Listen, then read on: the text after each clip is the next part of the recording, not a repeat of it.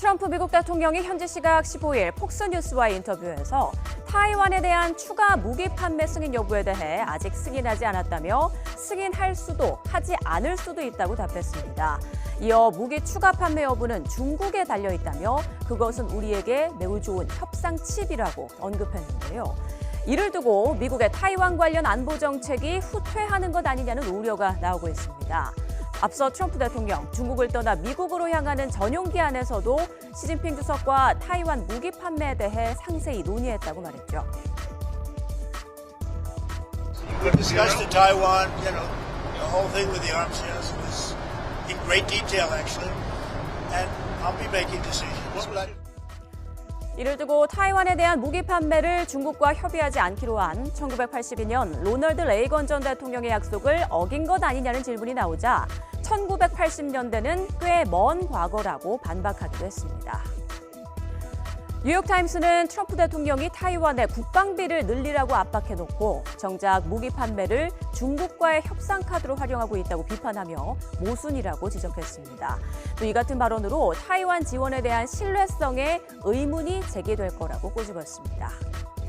트럼프 대통령의 발언은 한국과 일본 등 동아시아 지역 동맹국들의 안보 불안을 불러올 수 있다는 우려도 나왔는데요. 월스트리트 저널은 미국이 타이완 무기 지원을 중단한다면 아시아, 동아시아 동맹국들의 약해진 미국을 노출하는 신호가 될 것이라고 분석했고요.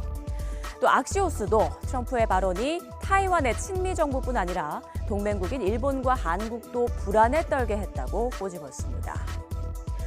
타이완에 대한 무기 판매를 중국과의 협상 카드로 쓰는 것처럼 북한 핵 문제 등에 대해서도 한국과 일본을 놓고 저울질할 수 있다는 건데요. 트럼프 대통령의 비즈니스적 외교관, 미국의 이익을 지키려 동맹국들과의 관계마저 등 돌릴 수 있다는 우려에 전 세계는 긴장 속에 그의 말과 행동을 예의주시할 수밖에 없는 상황입니다. 자, 이런 가운데 이재명 대통령이 트럼프 대통령과 어젯밤 전화 통화를 했습니다. 미중 정상회담 결과를 공유하고 한반도 평화와 관세 협상 후속 조치 등 주요 현안을 논의했습니다. 박기환 기자가 보도합니다. 지난해 10월 경주에서 열린 한미 정상회담 이후 7개월 만에 이재명 대통령과 트럼프 미국 대통령이 직접 소통했습니다. 우리 시각으로 어젯밤 10시부터 30분 동안 양국 정상 간 통화가 이뤄졌습니다. 최근 미중 정상회담 결과를 듣기 위해 우리 정부가 요청한 통화에서 이 대통령은 9년 만에 이뤄진 트럼프 대통령의 국빈 방중을 축하했습니다. 이어 미중 관계의 안정적인 관리가 전 세계의 평화와 번영에 기여할 것이라고 강조했습니다. 트럼프 대통령도 미중 관계 전반과 경제 무역 합의, 한반도와 중동 정세 논의 등 미중 정상회담 결과를 이 대통령에게 설명하며 화답했습니다. 앞서 현지 시각으로 15일 방중 일정을 마친 트럼프 대통령이 시진핑 주석과 북한 문제에 대해 의견을 나눴다고 공개한 상황. 이 대통령은 미중 정상이 한반도 문제에 대해 건설적인 협의를 한 것을 평가했습니다. 트럼프 대통령 또한 한미 정상의 긴밀한 공조를 기초로 한반도 평화와 안정을 위해 필요한 역할을 하기로 했다고 청와대는 전했습니다. 다만 북한과 한반도 문제에 대해 구체적으로 어떤 내용이 논의됐는지는 공개하지 않았습니다. 어제 통화에서 두 정상은 지난해 발표한 한미 간 통상안보 협상 결과 공동 설명자료 조인트 팩트시트도 화두로 올렸습니다. 한미동맹을 새로운 차원으로 격상한 역사적 합의라는 점을 상기하고 충실한 이행을 위해 노력하기로 했습니다. 이 대통령은 이와 함께 중동 상황 해결을 위한 트럼프 대통령의 적극적인 리더십을 평가하며 중동의 평화 안정이 조속히 회복되기를 희망한다는 뜻을 전했다고 청와대는 설명했습니다. YTN 박견입니다. 중동 사태 장기화에 따른 물가 부담을 덜어주기 위한 고유가 피해 지원금 2차 지급이 오늘부터 시작됩니다. 이미 지급한 취약계층을 뺀 국민 70%가 최대 25만 원을 받게 됩니다. 자세한 내용 이형원 기자가 보도합니다. 이번 2차 지급 대상은 3,600만 명에 달합니다. 지난달 27일부터 먼저 지급한 취약계층을 뺀 국민 70%로 건강보험료를 기준으로 선정했습니다. 외벌이 기준 4인 가구는 월 납부액 32만 원 이하만 받을 수 있습니다. 맞벌이라면 1명을 더한 5인 기준을 적용해 39만 원 이하면 됩니다. 이 기준에 들더라도 고액 자산가는 제외했습니다. 금융소득이 2천만 원을 넘거나 재산세 과세 표준 합계액 12억 원을 초과한 250만 명입니다. 공시가 기준으로 보면은 저희가 1주택자 같은 경우는 한 26억 이상이 되는 배당 수익률은 연 2%를 또 가정했을 때 10억 원의 투자금이 있어야 됩니다. 지원금은 지역에 따라 다릅니다. 수도권 10만 원, 비수도권은 15만 원이고 인구 감소 지역 거주자는 최대 25만 원을 받습니다. 오는 7월 3일까지 신청할 수 있는데 지급 첫 주에는 출생연도 끝자리를 기준으로 요일제를 적용합니다. 지원금은 주소지 관할 지자체에서만 쓸 수 있고 8월 31일까지 쓰지 않으면 사라집니다. YTN 이영훈입니다. 이재명 대통령이 5.18 민주화 운동 46주년을 맞아 광주를 찾았습니다. 대통령 취임 후 처음 참석하는 기념식인데요. 오늘 기념식에는 5.18 가족과 정부 인사 3천여 명이 참석을 했습니다. 관련 화면 보시죠. 네, 이재명 대통령과 김혜경 여사 5.18 민주화 운동 46주년을 맞아서 광주를 찾았습니다. 민주항쟁 추모탑을 찾은 모습을 보고 계십니다. 이재명 대통령 내외가 5.18 민주묘지 민주항쟁 추모탑을 찾아 헌화와 분향, 묵념을 하면서 열사들을 추모했습니다. 이재명 대통령은 오늘 기념사에서 5월 광주가 남긴 자유와 평등, 통합의 힘으로 지금의 위기를 이겨내고 더 영광스럽고 더 빛나는 미래를 물려줄 수 있도록 온 힘을 다하겠다, 이렇게 밝혔습니다. 네, 이재명 대통령 내외 고 박인배 열사 묘소를 참배하는 모습을 보고 계십니다. 유가족과 슬픔을 나누고 있는 모습을 보고 계시고요. 박인배 열사는 광주 금남로에서 총상으로 숨진 자개 공장 소년공이죠. 이재명 대통령은 마르지 않는 눈물로 시대의 등불을 밝혀오신 유공자와 유가족 여러분께 위로의 말씀을 전한다고 오늘 밝혔습니다. 이재명 대통령의 기념사 내용 함께 들어보시죠. 존경하는 국민 여러분, 광주 시민과 전남 도민 여러분, 그리고 귀한 자리를 함께하고 계신 5.18 민주화운동 유공자와 유가족 여러분, 국가폭력의 짙은 상흔을 딛고 상생과 통합의 정신으로 자라난 46번째 맞이하는 5월입니다. 46년 전 신군부 세력은 독재의 군합발로 민주화의 봄을 무참히 짓밟으며 국민을 지키라고 우리 국민이 준 총칼로 주권자 국민들을 무자비하게 학살했습니다. 잔혹한 만행을 은폐하기 위해 진실을 틀어막던 무도한 독재 정권 때문에 수많은 희생자들은 눈을 감지 못했고 유가족과 피해자들은 통한의 세월을 견뎌내야 했습니다. 그러나 그 칠흑 같은 어둠 속에서도 끝내 빛을 찾아 고개를 드는 봄꽃들처럼 더 나은 세상을 바라는 광주의 열망은 결코 꺾이지 않았습니다. 감추려 할수록 진실은 더욱 선명해졌고 숨기려 할수록 5월 정신은 더 넓게, 더 멀리 퍼져갔습니다. 그리고 마침내 5월은 진실과 정의의 편에 서고자 하는 수많은 양심들로 되살아났습니다. 그렇게 다시 태어난 5월의 영령들이 2024년 12월 3일 밤 오늘의 산자들을 구했습니다. 산자가 죽은 자의 부름에 응답했고 먼저 떠난 이들이 절망 앞에 선 현재를 일으켜 세웠습니다. 분연히 떨쳐 일어나 계엄군에 맞섰던 80년 5월의 광주 시민들처럼 2024년 위대한 대한 국민들도 무장한 계엄군들을 맨몸으로 막아냈습니다.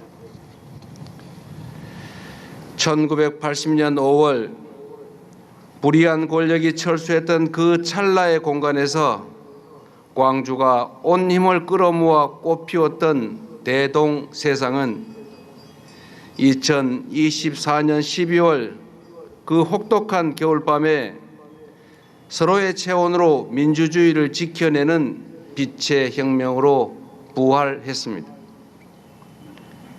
이 자리를 빌려 민주주의를 위해 기꺼이 자신을 내던졌던 5월 민주 영령들의 고귀한 넋 앞에 머리 숙여 무한한 존경과 깊은 애도의 마음을 표합니다. 마르지 않은 눈물로 시대의 등불을 밝혀오신 유공자와 유가족 여러분께도 진심 어린 경의와 위로의 말씀을 전합니다.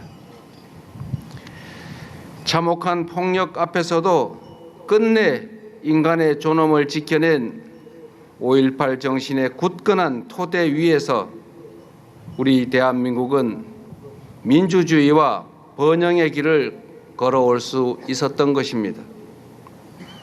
여러분이 계셨기에 굴곡진 현대사의 갈림길마다 우리의 민주주의가 무너지지 않고 다시 일어설 수 있었습니다. 그 숭고한 정신과 그 희생 헌신을 결코 잊지 않겠습니다. 존경하는 국민 여러분, 12월 3일 내란은 아직 끝나지 않은 5월의 질문이었습니다. 저절로 오는 민주주의도 저절로 지켜지는 민주주의도 없습니다.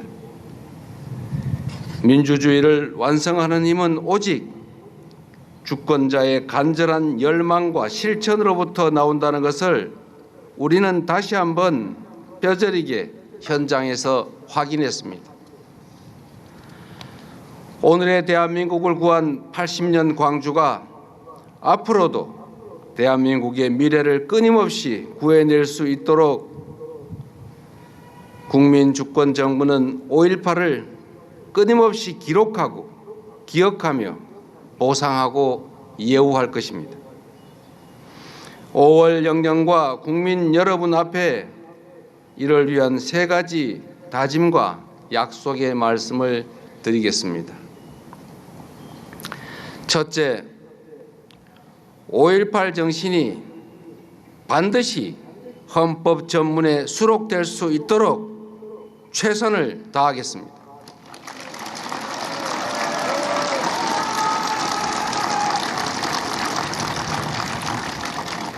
(4.19) 혁명과 부마 항쟁 그리고 5.18 민주화 운동은 6월 항쟁을 거쳐 촛불혁명과 빛의 혁명으로 이어졌습니다.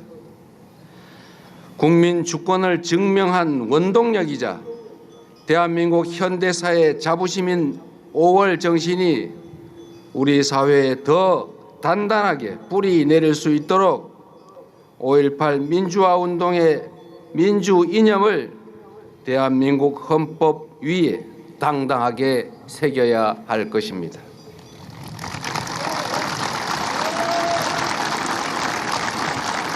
정치적 이해관계를 초월한 모든 정치권의 지속적인 국민과의 약속이었던 것만큼 여야의 초당적 협력과 결단을 간곡하게 요청드립니다.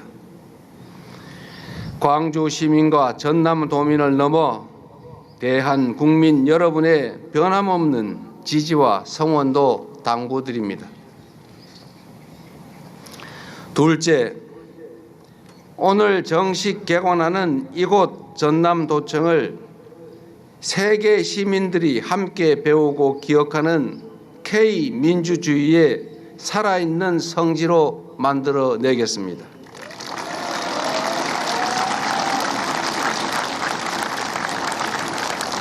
전남도청은 불법적 국가폭력에 맞선 최후의 시민 항쟁지였습니다.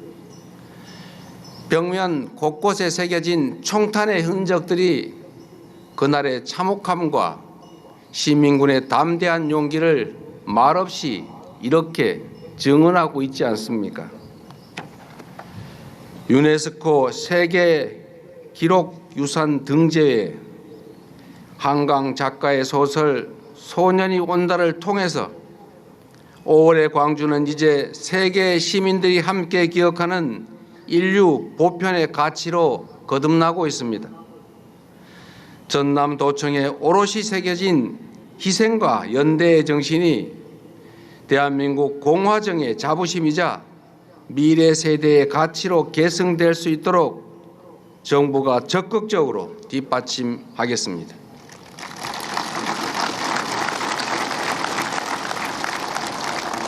셋째, 단 한 분의 희생도 놓치지 않도록 5.18 민주유공자 직권 등록 제도를 마련하겠습니다. 이곳에 오기 전 들렀던 국립 5.18 민주묘지에는 계엄군의 총탄에 쓰러진 고 양창근 열사가 잠들어 계셨습니다. 짓밟힌 조국의 정의에 누구보다 아파했을 그 5월의 소녀는 등록 신청을 대신할 직계 가족이 없다는 이유로 아직도 5.18 민주유공자로 온전히 인정받지 못하고 있습니다. 이제 정부가 국가폭력 희생자 한 분 한 분의 가족이 될 것입니다. 불굴의 투지로 민주주의와 조국을 지켜낸 분들이 단 한 명도 외롭게 남겨지지 않도록 국가가 끝까지 책임을 다하겠습니다.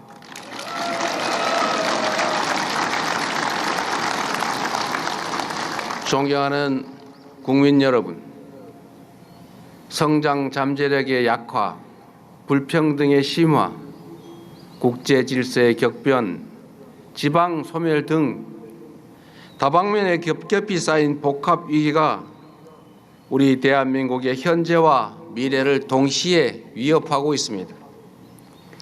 국민과 함께 경랑의 파고 한복판을 지나고 있지만 저는 광주가 걸어온 그간의 길에서 우리 대한민국의 미래 희망을 봅니다.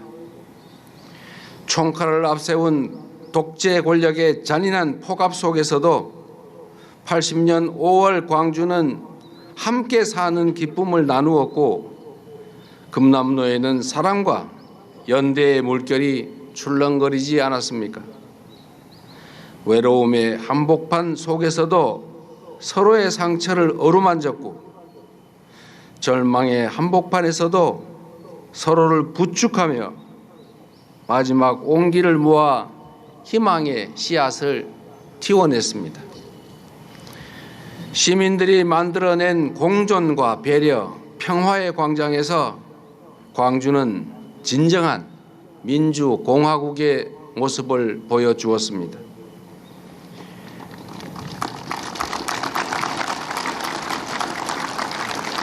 그 빛나는 5.18 정신이 역사의 구비구비마다 우리 대한민국을 새로운 변화와 희망의 길로 이끌었고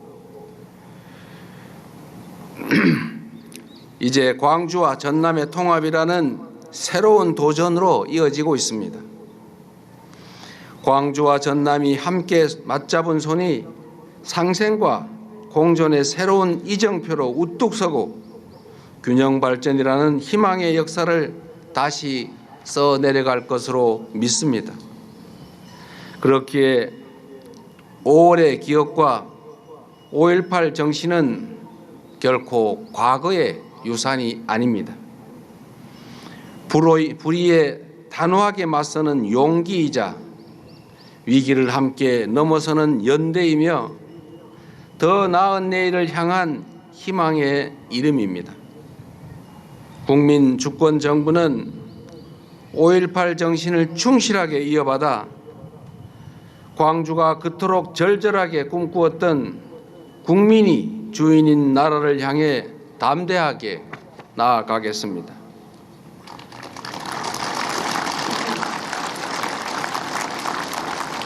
그것이 바로 산자의 책임을 다하고 5월 영령들의 숭고한 희생을 헛되지 않게 하는 길이라 믿습니다. 5월 광주가 남긴 자유와 평등, 통합의 힘으로 지금의 위기를 이겨내고 더 영광스럽고 더 빛나는 미래를 물려줄 수 있도록 온 힘을 다하겠습니다. 고맙습니다.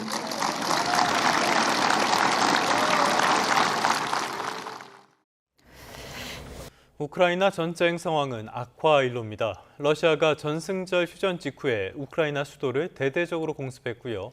우크라이나 역시 곧바로 보복에 나섰습니다.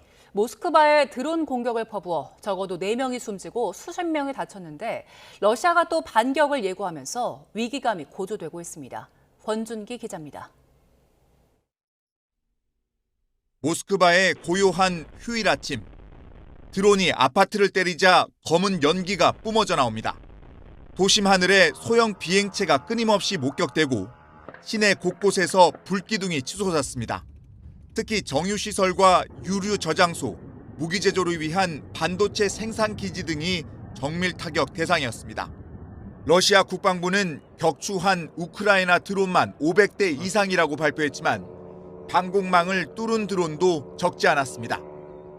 개전 이후 최대 규모 드론 공격으로 민간인 사상자가 속출하고 기간 시설 피해가 잇따랐습니다. 지난주 러시아가 우크라이나 수도 키이우를 맹폭하자 이에 대한 보복 타격에 나선 것으로 풀이됩니다. 젤렌스키 대통령은 장거리 드론의 타격 능력이 러시아의 방공망을 무력화했다고 평가했습니다.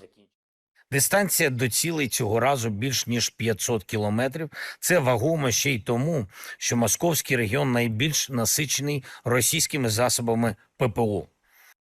우크라이나 전쟁은 미국이 중재하던 협상이 이란 전쟁 이후 중단되면서 악화일로로 치닫고 있습니다. 이달 초 러시아 전승절 기간 휴전에 들어갔지만 사흘 휴전이 끝나자마자 서로 상대편 수도에 대규모 공습을 퍼붓고 있습니다. 러시아는 당한 만큼 되갚아주겠다며 우크라이나에 대한 맞보복을 예고했습니다. YTN 권준기입니다.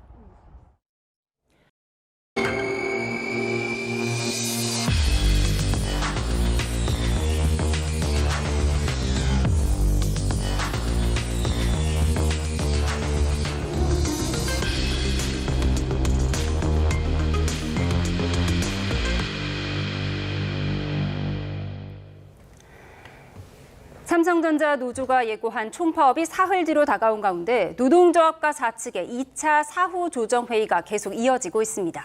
성과급 보상제도를 둘러싼 입장차를 조율하고 있지만 양측이 아직 평행선을 달리고 있습니다.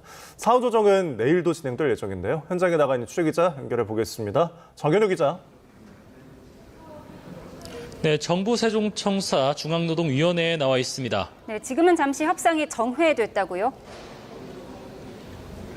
네, 제 뒤편에 보이는 조정회의실에서 삼성전자 노사의 2차 사후조정회의가 4시간 가까이 이어진 뒤 지금은 잠시 정회된 상태입니다. 조금 뒤인 오후 5시부터 다시 회의가 재개될 예정인데요.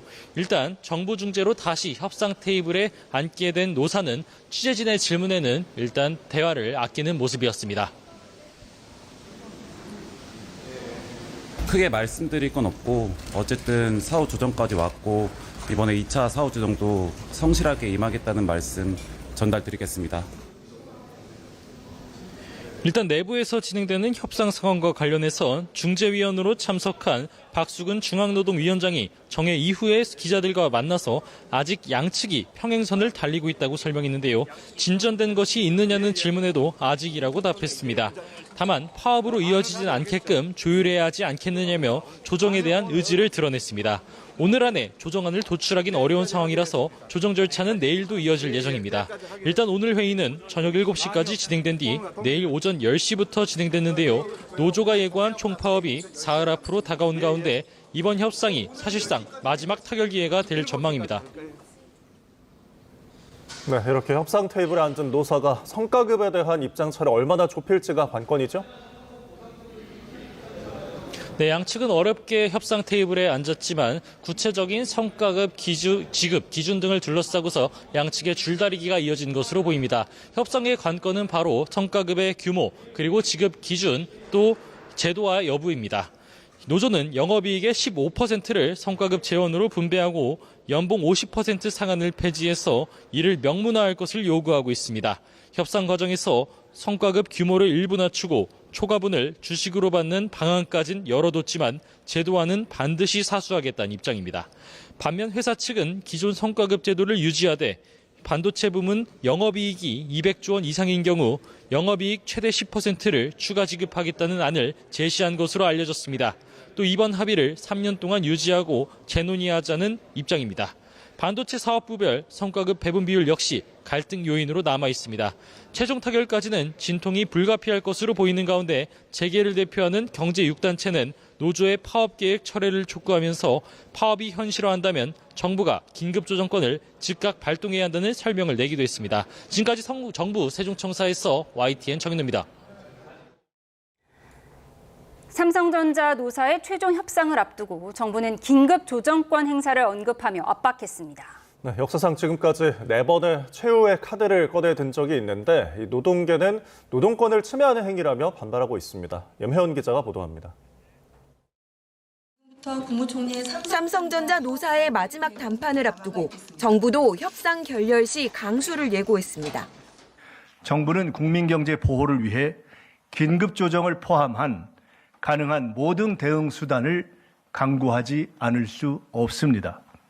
긴급조정권은 쟁의 행위가 현저히 국민의 일상생활이나 경제를 해할 우려가 있을 때 고용노동부 장관이 발동하는 권한입니다. 파업할 경우 손실이 100조 원에 달할 수 있다는 분석이 나오는 만큼 정부는 긴급조정권을 내릴 명분은 충분하다는 입장입니다.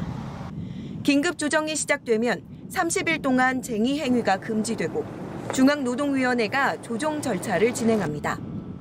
양측 입장이 조정 불가능하다고 판단되면 개시 후 15일 이내에 강제 조정도 가능합니다. 이 경우 단체 협약과 동일한 효력을 갖게 돼 파업을 강행하거나 업무에 복귀하지 않을 경우 관련자는 법적 처벌을 받게 됩니다. 역대 4차례 긴급조정권 발동에서 1969년 대한조선공사와 1993년 현대그룹은 노사가 결국 합의안을 도출했고 2005년 아시아나항공과 대한항공에 파업된 강제조정이 내려졌습니다. 발동 시점은 위험이 현존하는 때라는 법조항을 두고 해석이 갈립니다. 위험이 예견되기 때문에 파업 전에도 발동이 가능하다는 견해도 있지만 고용노동부는 파업 개시 후를 염두에 두고 있습니다.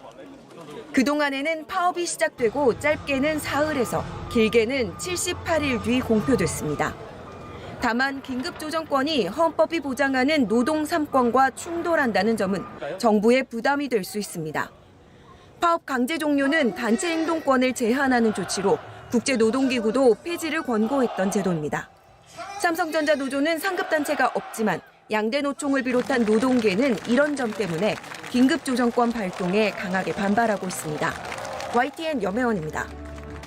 네, 삼성전자 소식으로 이어갑니다. 법원이 삼성전자가 노조에 위법한 쟁의 행위를 금지해달라며 제기한 가처분 신청을 일부 인용했습니다. 네, 법원이 쟁의 기간에도 평시와 같은 수준의 인력을 투입해야 한다고 판단하면서 사실상 사측의 손을 들어줬다는 해석이 나옵니다. 자세한 내용 취재 기자와 함께 스튜디오에서 짚어보겠습니다. 사회부 윤혜리 기자 나와 있습니다. 네, 어서 오십시오. 우선 오늘 법원의 핵심 판결 내용부터 좀 짚어볼까요? 네, 수원지방법원은 오늘 삼성전자가 노조를 상대로 위법한 쟁의 행위를 금지해달라며 낸 가처분 신청에 대해 일부 인용 결정을 내렸습니다. 오는 21일 삼성전자 노조가 예고한 총파업을 불과 4흘 앞두고 나온 판결입니다. 우선 그 주요 요지를 보면요. 이 파업 기간에도 안전보호시설 운영을 멈추면 안 된다 이렇게 결정을 했는데요. 이를 위해서 쟁의 행위 기간에도 각 시설 시설이 평소와 같은 인력과 가동 시간, 또 규모로 유지돼야 한다고 판단을 했습니다. 또 이 안전보호시설의 범위가 핵심이었는데요. 사측이 주장한 방제시설과 배기, 배수시설 등이 모두 포함된다고 봤습니다. 만약 어떤 시설이 안전보호시설의 요건을 충족을 한다면 그 일부 기능이 생산적인 성격을 가졌다고 하더라도 이 해당 시설의 정상적인 유지와 운영을 방해하는 행위는 금지된다는 설명입니다. 네, 법원이 그럼 이렇게 판단한 구체적인 이유는 무엇인가요?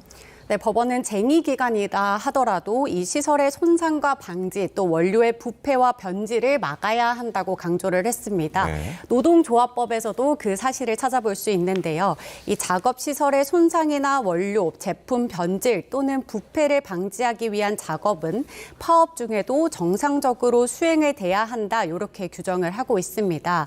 따라서 재판부는 쟁의 행위가 종료된 이후에도 노사관계가 정상적으로 회복이 되고 또 사업이 지속될 수 있는 최소한의 기반을 유지해야 한다. 이런 데에 이 입법 취지가 있다. 이렇게 결정 배경을 밝혔습니다. 또 각 시설이 정상적으로 유지가 되지 않을 경우에는 화재나 폭발 사고, 또 정전 등 위험한 상황이 생길 수 있다고 우려를 했는데요. 그 피해가 사업장 내부로 국한이 되지 않고 지역사회 전체로 확산될 우려가 있다고도 지적을 했습니다.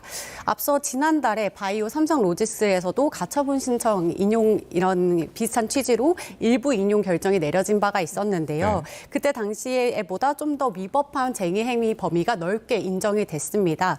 그 이유가 이 반도체 순환 공정이란 24시간 반도체가 순환 공정에서 이어간다라는 이런 취지를 좀 더 인용을 했다라고 볼 수가 있겠습니다. 네, 쉽게 말해서 반도체 핵심 공정은 잠시도 멈추면 안 된다. 멈추면 손실이 너무 크다라는 거잖아요. 그래서 최소한의 인원을 유지해야 한다는 건데 그 최소한의 인원이 그럼 몇 명이 되는 건가요?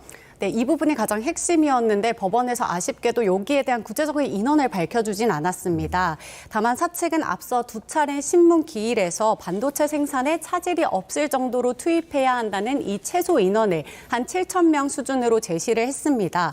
반면 노조 측은 이 인원의 최대한 80% 수준을 제시를 했는데요. 이 양측의 주장 중에서 법원이 사실상 사측의 손을 들어줬습니다. 따라서 이번 파업 기간에도 반도체 부분에는 한 7,000명 정도의 인원이 투입이 될 것으로 보이는데요. 이것은 반도체 부분 DS 인력의 한 9%, 또 전체 인원으로 따지면 한 5% 수준이 된다고 합니다. 그렇다면 이 같은 가처분 결정에 대한 노조의 입장은 어떻습니까? 네, 노조는 처음 조금 당혹스러운 입장을 보이기도 했습니다. 공식적인 입장은 한 1시쯤 나왔는데요. 법원의 결정을 존중하되 오는 21일 예정된 총파업은 계획대로 진행을 하겠다는 계획입니다. 또 노조는 안전보호시설과 이 보안 작업 필요성에 대해서는 자신들도 인정을 한다 이렇게 주장을 했는데요. 또 법원의 판단대로라면 사측이 주장하는 반도체 DS 부분만 7,000명에 근무하는 것이 불가하니까 이 총파업에는 아무런 방해도 되지 않는다 이렇게 주장을 했습니다. 또 사측을 향해서는 해당 부서별로 필요한 인력을 좀 구체적으로 취합해서 노조에 통지를 해달라 이렇게 요청을 했는데요. 한편으로는 현재 협상도 계속 진행이 되고 있잖아요. 이런 협상도 타결을 목표로 좀 성실하게 임하겠다 이런 입장을 밝혔습니다. 예, 사실 이재명 대통령도 오전에 노동권 못지않게 기업 경영권도 존중돼야 된다 이런 입장을 밝힌 상황에서 법원이 가처분 인용 결정까지 나온 건데 그렇다면 중요한 건 21일 총파업 어떻게 될까요? 네, 우선 한 차례 제동이 걸린 거나 다름이 없습니다. 하지만 이 노조는 오는 21일부터 다음 달 7일까지 18일간 총파업을 계속해서 이어가겠다는 계획입니다. 오늘까지 파업에 참여하겠다고 밝힌 조합원은 또 한 4만 7천여 명 정도 되는데요. 노조는 5만 명 이상이 이 파업에 참여를 할 것으로 좀 기대를 하고 있습니다. 아무래도 파업 규모나 방식에는 좀 제한이 걸렸는데 이 반도체 생산 라인이 평소처럼 운영되기는 또 어렵기 때문에 사측에서도 타격이 불가피하지 않겠냐 이런 전망도 나옵니다. 그런 만큼 요 막판까지 치열하게 노사 협상 끝에 좀 어떤 합의가 도출될 수 있을지 좀 이런 부분이 주목되고 있는 상황입니다. 네, 노사 협상은 지금도 진행되는 상황인데요. 오늘 쟁의행위 가처분 결과와 함께 윤혜리 기자와 함께 분석해봤습니다. 고맙습니다. 고맙습니다.